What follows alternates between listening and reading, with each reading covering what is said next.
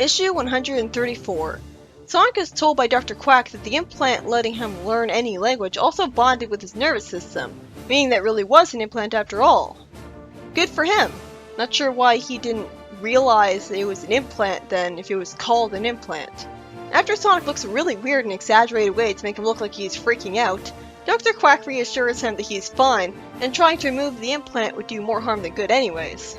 He says that so many things have changed, and for some reason he lists being at war with Eggman as one of those things, even though that's literally always been the case in the comic. In fact, didn't they say Sonic knew the meaning of war before issue 50? Dr. Quack then explains why he has an eye patch while calling it a mere shiner for some reason. He had accidentally stepped on a landmine while tending to the wounded in battle, causing the king to finally step in, telling him to get out of the front lines. Why was he there in the first place? They can't afford to lose what might be their only doctor, since, we never actually get to see any doctors other than him. They'd be ruined. More importantly, how did stepping on a landmine only cost him his eye? Would that just obliterate him? Worst landmine ever. And I can't understand why you wouldn't just have a cyborg guy. I guess he's one of those types of people who, probably like me, would be too superficial to have a cyborg guy if it looks scary. But couldn't he just make a cyborg guy that looks just like an organic guy? Technology can do literally anything in this universe. Why does anyone have an eye patch? After Sonic reveals to his friends and family at the castle that he's still alive because he didn't think to do that before going to Dr. Quack, Sally says while her eyes have no corneas that she hopes he'll never get his life threatened again. Foreshadowing. Then Sonic and his parents get irritated by the paparazzi, who bombard him with a million questions, and Sonic is told that fortunately his parents left his old room untouched because they couldn't bring themselves to change it when they thought he was gone. Sonic then panics the next day after learning that his implant can actually let him understand what Mutsuki's saying, and has the remark, "Mutsuki can talk! I know a lot of things have changed while I was away, but this is ridiculous!" Which I chuckled at. Then Sonic tells his family what he experienced in space in a brief recap, where it's explained that the injuries Jules had received before being roboticized were so serious that the process was reversed to kill him. I guess that makes sense, but the problem is that I would assume the roboticizer healed injuries by virtue of turning skin to metal and stuff. So why would reversing the process return the injuries, instead of just turning the metal that replaced the old wounds into skin, and so on and so forth? I mean, the BAM didn't have access to the same roboticizer that turned everyone to robots, but they were still just as capable of de-roboticizing them, breaking that old rule in the comic about how only the same machine that roboticized you can cure you because it still contains your body's data on what it was once like, so it would know what to do. It seems so arbitrary, just as confusing as Tails' father going back to having only one eye after being de-roboticized, instead of the metallic eye replacing his Lachman eye, simply turning to an organic eye. The de-roboticizer used on him couldn't have known he used to not have an eye.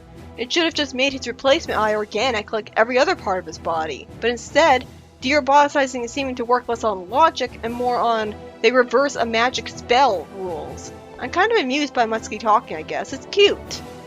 Then Tails adorably hugs Sonic, excited at him being okay, and explains in a huge text box that's justified by him having a cute motor mouth moment to personality everything he did recently. Which includes explaining that when he came home after the riddles with Adam, Sonic wouldn't wake up from his sleep to talk to him. So he decided to work in the tornado. After they briefly cut away to Far Away with everyone in silhouette to spare us some recap, Tails is really shocked, staring at the idea that his parents are alive on the other side of the universe. I get why he's crying, being sorely reminded that he had no parents his whole life, but why is Sonic crying? Pity? Tails is given a watch from his parents and pushes a button on it to get a hologram of his parents, who tell him that they love him very much. By the way, how long have they had this watch? Because they seemed to have it ready for Sonic the minute they bumped into him, and they didn't have time to go home and get anything before they give him a package with it. Did they make it a long time ago and on the slim chance that they might get it to Tails and always carried it with them just in case? That was convenient. We then see Mina singing at a concert, and the king shakes hands with Sonic, welcoming him back, and says to the crowd that in an effort to fortify the kingdom against Eggman, he and his wife will depart Knothole in a few weeks on a tour of the planet, with Station Square as their final stop. Why would they ever endanger themselves like that? And yet Sally doing stuff to be useful is too dangerous. He explains that during their absence, Sally would be the acting ruler. Mina then hugs Sonic, saying it's great to see him again, which gets Sally annoyed and jealous. I really hate any time a character's eyes are drawn like that, by the way. That's what eyelids are for. It looks really weird, and I don't know what they were thinking. It's hard to sympathize with Sally when she's looking like this thing. Mina says that the king naturally assigned her to sing for the people and troops as a morale booster, and that this guy named Ash is her new manager and boyfriend. So her boyfriend, Ash Ketchum here, has a position of power over her. That's great. Then we see the queen saying that she's not sure if Sally's ready for the pressure of ruling a kingdom yet, saying, "You saw how she reacted after Sonic was wounded." The king simply says that they have no other choice, and Dr. Quack says she's up to it. He had her examined by Dr. Quack. What, did he lie? Was it a psychological examination? Because you'd think he would have learned something. Sally then looks really sad while about to say, "Sonic, which implies that because she was sad, she was about to try to tell Sonic how worried she is about him getting killed again. Unfortunately, she was promptly interrupted by Sonic's friends, and then immediately decides not to say it because she's in public. After a few panels are wasted recapping the Tails and Fiona situation when we already know that and they lead to nothing, Sonic awkwardly says to Rotor that he's been keeping busy since wisely retiring from away missions. Then Rotor says, "You bet! Now I just invent doodads for you field agents to take along." His second line is so unhappy, but he's acting so happy it's confusing. Why is he all excited about this? I wasn't sure at all what was happening in the next few panels. It's finally explained that Rotor's device had created some green fireworks in the sky that somehow looked like Sonic and Sally being together. Sonic finally congratulates Jeffrey and Hershey on their marriage, and Jeffrey says that they're going off on a classified mission for the king, to which Hershey adds that it's their honeymoon. How is that a mission? Do they just love their job so much they consider a regular mission to be a honeymoon? Sonic finally asks Bunny why she and Patch broke up. I like the line, "Hope he didn't get that nasty facial scar from you." That's such a relatable line, it makes perfect sense for him to say. Bunny explains that only Dr. Quack knows where he got it, and they broke up because the war changed him. It's weird that she'd buy that so easily, considering the change must have taken place literally in the course of a day at best. It wasn't exactly a gradual process. This is a guy with a completely different personality from Antoine. He's short-tempered, can't take criticism, stone serious, doesn't seem to care about anyone. You'd think, with all their experiences with fake robot duplicates and Mammoth Mongol making fake illusions, the first thing they'd all think when seeing Antoine acting like his normal, nervous self one minute and completely different the next is he's a fake. Did they think him not being a robot suddenly made him the same person? I could understand them buying that he changed over a gradual course, but not that suddenly. Anyways, the king says that he wants Patch to accompany him and his wife as commander of the elite guard on their world tour. So he's not totally making a big mistake with the tour because he's got bodyguards, at least. He then explains his new attitude makes him an excellent candidate for the job, implying that he thinks Patch is more badass. Well, I can understand that. I can understand his reasoning. I guess Patch replaced Antoine pretty recently since the king is calling it new. Then, once again, Sonic and Sally are interrupted from trying to have a moment to talk as a news reporter wants to photograph them. They briefly stop to do so, and then the talk begins. Sally explains that her overseeing the daily operations of the city will be a tremendous responsibility for her to bear, so she wants Sonic to rule by her side while they're away. This is a pretty stupid thing of her to expect of Sonic, since he's obviously the type to prefer thrill-seeking and adventure to just sitting around in a chair doing paperwork and boring meetings. And if she knew him at all, as someone who loves him should, she would know that. In fact, didn't he make it blatantly obvious that he wasn't into this at the start of the peacetime arc? He was literally falling asleep at the council, and she thinks she should get together with him? You could not imagine a more incompatible couple, and that's why I'm looking forward to this. Sonic reasons with an immediately irritated like a mood swing Sally that if I don't fight Eggman, who will? Well, everyone else fought Eggman for a year, and things magically turned out to be just fine, somehow. I'm sure the bullshit would have just continued. But I don't blame him for thinking this, since he's more competent at fighting robots than everyone else by a country mile. Why couldn't he just say, "I'll roll with you, but I'll have to take breaks to fight too"? Of course, even if he said that, the fire would still be thrown because ruling with Sally is not really what the fight's going to be about. She doesn't really care about who ruling by her side. You can't go risking your life in battle if we're going to have a real future together! I'm surprised she made it that clear what her problem was. She's terrified of Sonic dying on her. She's had more close calls than she can count. Not just including the more recent two and the Zorda thing either. It was obvious from the minute we saw Sally again that she wasn't quite the same person as before, being more emotional, prone to bursting into tears. And the fact that she was regularly crying at a statue of Sonic proves it. After all those close calls, thinking that Sonic actually died broke her. At least temporarily, because it proved to her that she can't keep deluding herself and thinking he'd always be fine. If Sonic keeps risking his life, eventually he might get killed and they couldn't have a future together. Makes perfect sense that she gets scared of that because one of her main personality traits in the very beginning has been caution to the point of paranoia. And she's been showing a lack of faith in Sonic's ability to win, fight, and stay alive consistently throughout the whole series. Everything was building up to this moment. I'm so glad this is finally happening. I thought this would have happened 34 issues ago. Although I obviously would have enjoyed this issue a lot more if they didn't decide to draw Sally's face with no eyeballs. And her corneas not properly filling the skin-colored area where they're clearly supposed to be at. I get that she's angry and that's how they show that in anime, I guess. But this isn't anime. This just makes me wonder why, realistically, getting mad would make your eyeballs disappear, and not go blind somehow because she's not freaking out about it. Then Sally immediately mood swings back to looking genuinely sad and crying, saying, "I don't want you to do it anymore." Well, I think these are less genuine mood swings and more that she's acting angry to hide her overwhelming fear, anger born of worry. So the anger was fake. Just because you're screaming doesn't necessarily mean you're angry. Her sadness was her real emotion all along. Then she promptly reveals just how psychologically shaken she was by almost losing Sonic for good, by saying the creepy line, "Stay with me, please, my love? Say you will." She sounds like a clingy, deranged stalker girl, the kind of girlfriend who might snap and cut you if you break up with her. And keep in mind, I like Sally, I really do. She's so complex. I'm not saying this to say she's the worst character ever, like some people. I'm saying this because I find it fascinating the fact that they cared enough to portray the realistic effects of high stress on a stress-susceptible person to the point of her demonstrating symptoms of an emotional breakdown. Everything from her supposed chickification coming from her being open with her feelings after Sonic kissed her in issue 50, to her rectifying that openness of emotions after dozens of high-stress situations by bottling up all of her emotions becoming the definition of a stoic, to gradually coming out of it and just when you think she might be fine, Sonic seems to die on her, and for a year she's crying at his statue. How do you think she's gonna react?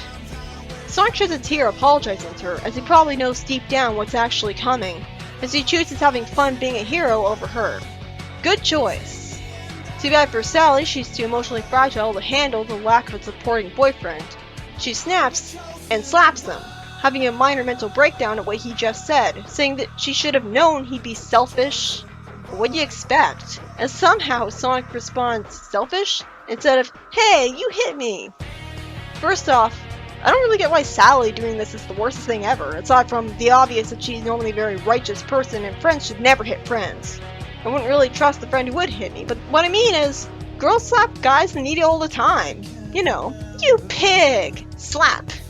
So like, why is this suddenly so blown out of proportion just because she does it? She's always such a goody-goody perfectionist trying to force herself to always do good all the time, to the point of being a people pleaser humoring Mina. Nobody can keep that up without a single mistake for long. Of course she'd snap. And it's not like this is a regular event either. Also, I'd like to point out that Sally did something much worse than slapping him earlier. Remember when she hit Sonic over the head with a stick for saving her from Robotnik? It made him all dizzy and brain damaged? That's the most horrible thing Sally's ever done. And she never shows any regret for that. So a mere slap? Please. Early on or not, that was much worse because she didn't even have an emotional breakdown to justify it. I'd rather people point at that moment as an excuse to hate Sally for something she did, because this is nothing in comparison. In fact, Bunny also did something much worse than slapping Sonic. She said she'd murder him with no hesitation one time. Why? Because she thought he screwed up trying to help his friends.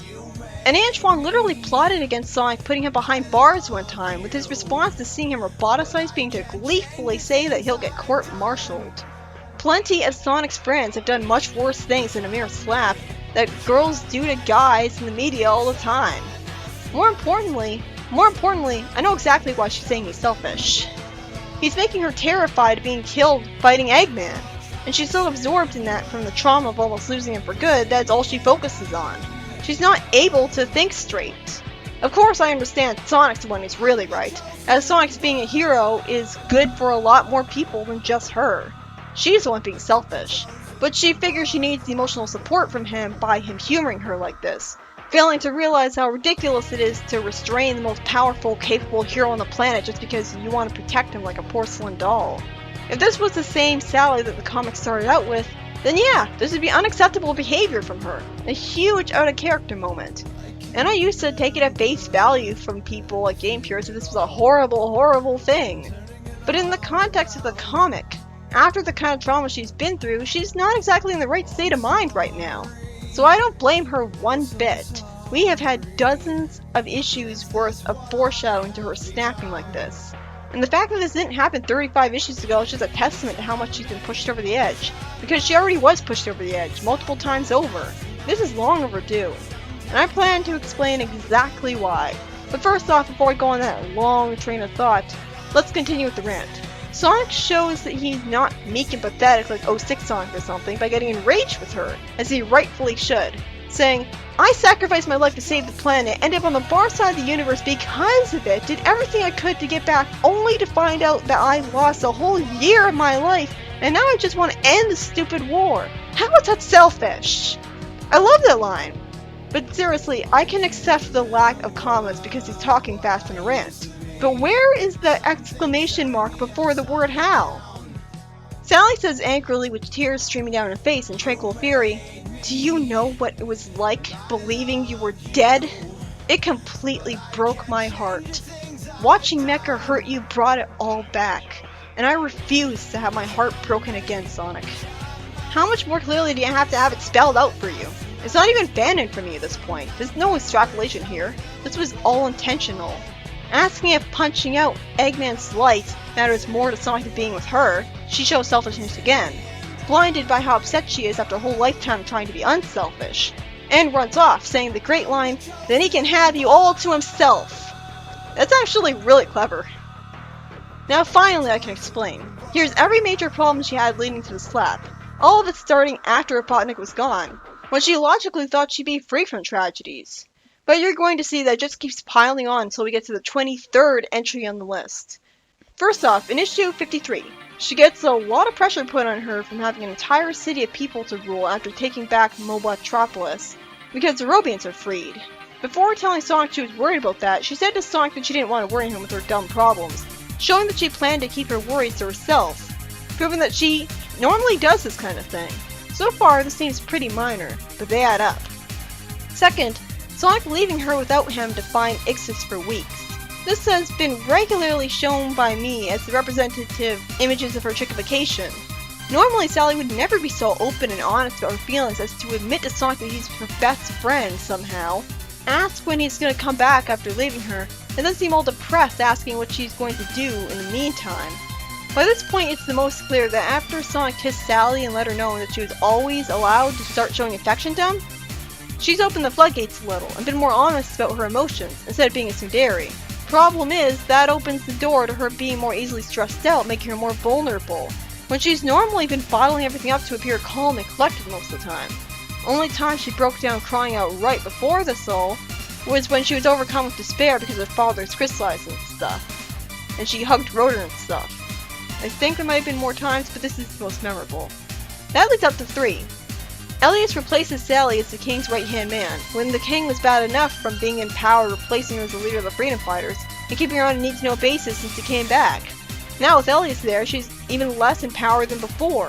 And this is a problem because literally her whole purpose in life, and the way that she makes herself useful, is by being a leader. Now she can't even do that. That's not going to be good for the self-esteem. Her whole worth is undermined. And now for the first really major problem. 4. Worry about her toothed mother, especially as her condition worsens. This and the King problem led to her blowing up at Knuckles in the King and the Knuckles comic, saying Knucks somehow should have known and told her about her comatose mother, and ranting at her father in one panel until she says, whatever happened to the loving, caring father I used to know? She's been having that need-to-know basis problem not being totally in power for a long time, and she's barely gonna get a chance to rant about it. Most of the time, she just keeps it to herself to be polite. 5 would be that Knothole's population, all the free Robians, were kidnapped by Eggman and re-brainwashed with only Sonic's parents returning right away. This doesn't directly affect her, but she must have felt pretty bad for Sonic, and it was still a major setback that took a while to resolve. 6 is a big one. Eggman replaces Robotnik. Massive disappointment for Sally since she thought she'd be done with this kind of thing and never have to deal with it again. But no problem, she can handle it. She's been fighting Robotnik for years. 7. Eggman takes over Mobotropolis right after that, taking the Robians with them. So the Mobians all have to go back to Knothole. It feels like everything her team accomplished in issue 50 has been robbed of her, after Mobotropolis seemed so promising too. 8. The Brotherhood don't agree to help fight Eggman because the Acorn Kingdom will be holding back against them, instead of using the latest munitions technology.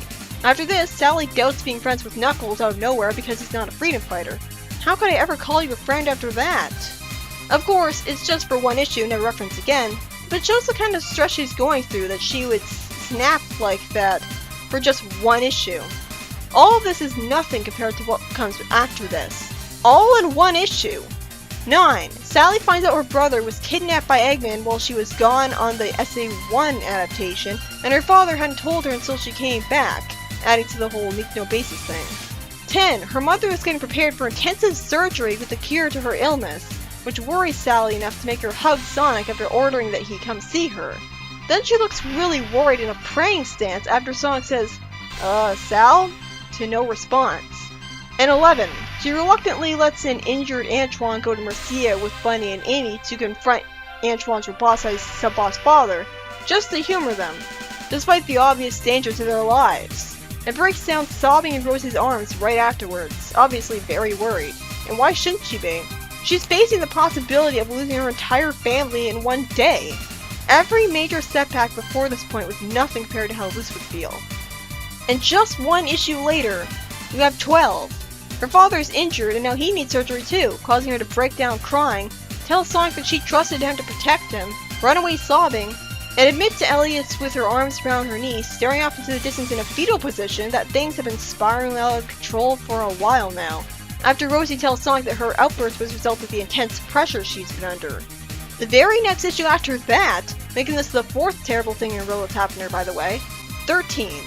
Just when she thought everything was fine because her injured father was all happy with her mother waking up holding hands with him, it turns out that injury of his really was something to worry about because her father can't walk. Just when she gets her mother and brother back, something terrible has to happen. She really gets put through the ringer. This is the most miserable creator's pet ever, and she had no way of knowing that he'd be able to walk again later on. 14. After days of inexplicably not talking to or calling Sonic since then, Sally sees Mina kissing Sonic, and left unhappily before she could see Sonic backing away from her. This causes her to worry paranoidly that he might be cheating on her, or would move on from her even if he wasn't. And she sadly decides not to go up to Sonic after that, tries to avoid him, and treats him as if they're not even friends, being very distant for a while. She actually thinks back to this moment twice, looking upset. From this point on, starting with her learning that Kodos went nuts, she became stoic in her attempts to completely suppress all of her stresses and worries, looking blatantly emotionless next to surprise emoting people. For dozens of issues after this, she seems to be like a zombie, saying a lot of lines looking emotionless when you'd expect her to be happy or sad or frightened or angry. And this has never really happened before. 15. She uses the Sword of Acorns to kill Kodos and tell Sonic that Arachnus, who had become good, died in front of her. She says this completely emotionlessly. 16. Nate is left behind in Robotropolis, sacrificing himself to let the heroes and Robians escape it. Nate was a friend of hers, she'd be sad to see him go. 17. Elias runs away because he doesn't want to rule and thinks Sally should, making Sally's mother cry. Sally blames it on her father not trusting her, saying her going to Robotropolis on a mission is preposterous, and so on. 18. She learns that the Station Square military defense system automatically sent missiles to destroy Robotropolis and Knothole, which would kill her and leave both areas uninhabitable from fallout, making everything she did pointless. Of course, Sonic saves Knothole, but Robotropolis is still left uninhabitable, and Nate, along with all the roboticized overlanders, are destroyed along with it. At the very least, after this happens, she stops her stoicism phase and starts to show emotion normally again. She's also going through the added stress of the Sword of Acorns trying to force her to see the future, creepily disrespecting her wishes, saying, you have no choice. With her mother pulling her out of the sword's fall and hugging her while crying, leading to Sally gladly giving the sword away. 19. Sonic tells her that Tommy Turtle was destroyed in an explosion and admissions Sonic didn't wait for the Freedom Fighters to come join him in, so maybe she blamed herself. He was her childhood friend, I mean of course she'd be upset about that. 20. Then the whole thing with Mina starts up again when she witnesses Sonic gently touch Mina's face after singing in front of an audience in a band. 21. And the very next day, she sees Mina and Sonic singing together, thinks, I need to sit down. Clearly overwhelmed and unhappy that they're such a great pair. 22. Easily the biggest one. Zorda threatened to destroy the world, and Sonic seems to sacrifice his life to stop the world's destruction.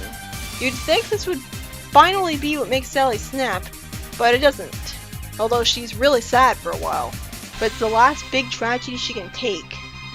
23rd. And the last straw. After Sally finally gets Sonic back when she thought she lost him forever, he says that he wants to keep risking his life being a hero, even though she had 2 close calls after he came back where she thought that he had died. Once, she thought he would drown, and another time, she thought he was going to die from being shot in the shoulder by a laser. The fear and outrage of him unintentionally putting her through that fear again causes Sally to snap, terrified that he'd be so selfish as to scare her like that. After all, she's seen one tragedy after another, and every time a problem gets resolved and she pulls herself out of her turmoil, another one came right around the corner.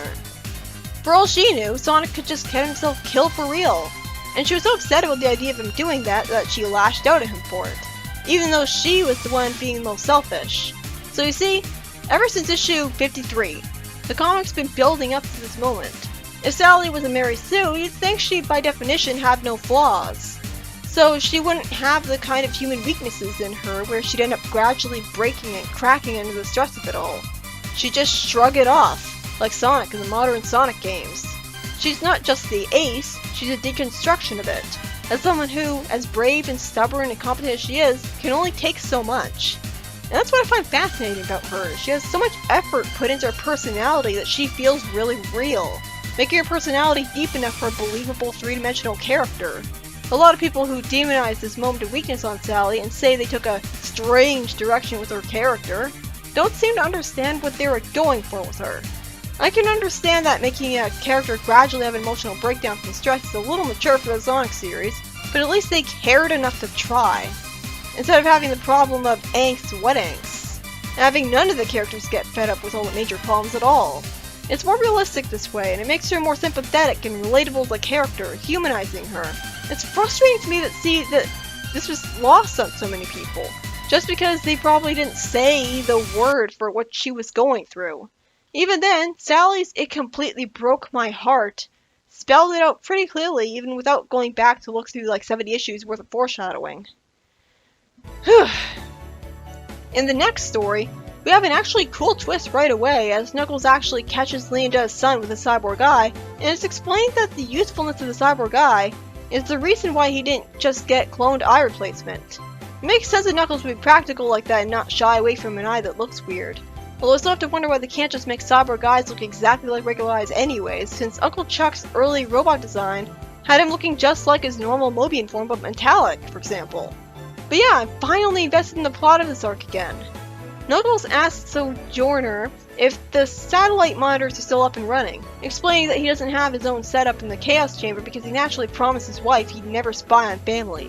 Good, because then he'd be no better than his ancestors. Spectre reminds everyone that they hate Leonda, saying that he wishes that she was in the dungeon, and Sojourner says that he thinks Rutan, her son, needs to be watched. It sure is a good thing that the spy monitors can record sound through invisible microphones to hear Leonda's conversation with Rutan, and not only that, but they can also zoom in. Rutan's girlfriend says that she told her parents she had been staying overnight with Lara Sue. Then Broder compliments how Cobra could hack into the Brotherhood's satellite network, even somehow accidentally. And Broder shows naivety, saying that Leonda's kids seem pretty harmless, and is told that he doesn't know their mother. I call bullshit on the idea that after 25 years, Broder would still have little to no experience with just how evil Leonda's been. The first story was by Carl Bullers, and it's a story about downtime after Eggman's major plan was thwarted, in which the king announces he's going to go on a world tour with Patch as his bodyguard. Also, Sonic realizes he can understand what his pet dog's saying now because of his language implant, which should let him understand Antoine's French too, honestly, which would be interesting if that was brought up. And Sonic gives Tails the message telling him about his parents. Also, we learn that Jules stayed a robot because somehow Dear Boss Isingham brought back his own fatal injuries instead of simply turning the metal replacing his damaged skin into skin and fur, which it should have logically been able to do. So that was bullshit. But I vastly prefer him staying a robot, if only because he looks actually distinct from Sonic that way. Most importantly of all, finally, Sonic and Sally break up. Finally, we get to see how they be with other people. And I couldn't choose a better reason for them to. Sally's about being a queen. She looks forward to being Eggman so she could rule a peaceful kingdom. But Sonic is the exact opposite.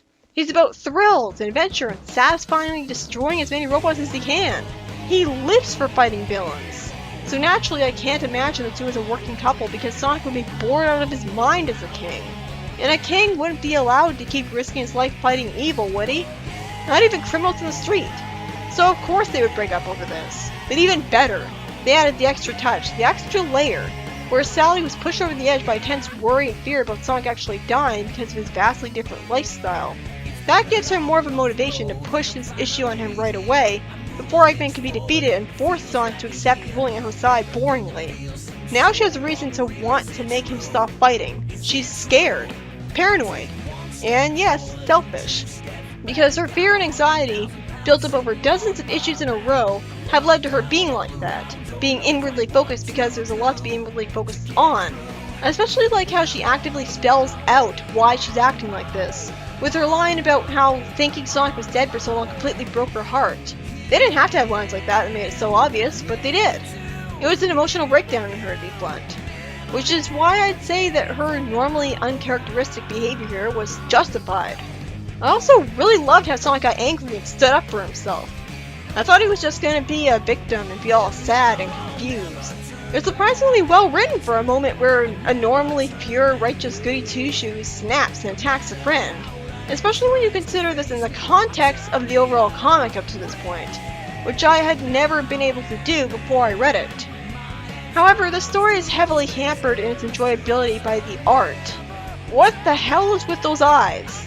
It's a superficial complaint, but it's one I can't exactly ignore when over and over again I see Sally and other characters with these hideous demonic eyes where they have no corneas, just eyeballs that sometimes morph in shape to represent their emotion. Like the Sad AM cartoon, only worse. Because you have this whole clear part of their face shaped to show that it should be where the whole eyes are taking up, but instead they're just left there. How? That doesn't make any sense. It makes Sally look so unrecognizable this whole issue. Although it does work thematically in that she's kind of a different person now for the time being with all the stress she's under. That's not even getting into the complaint I was planning on saying that Sally's eyeballs disappear when she's angry.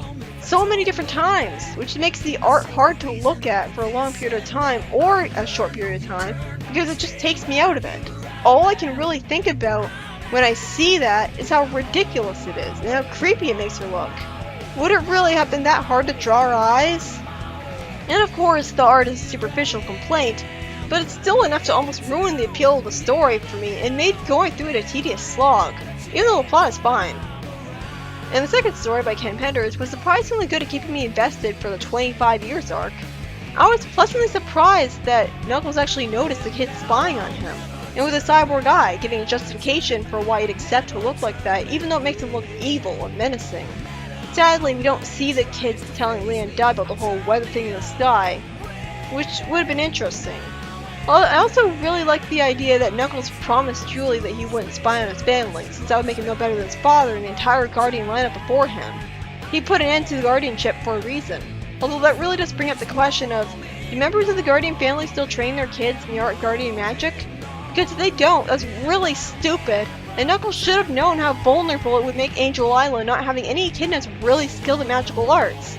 Since, you know, the Brotherhood's all gonna die of old age eventually.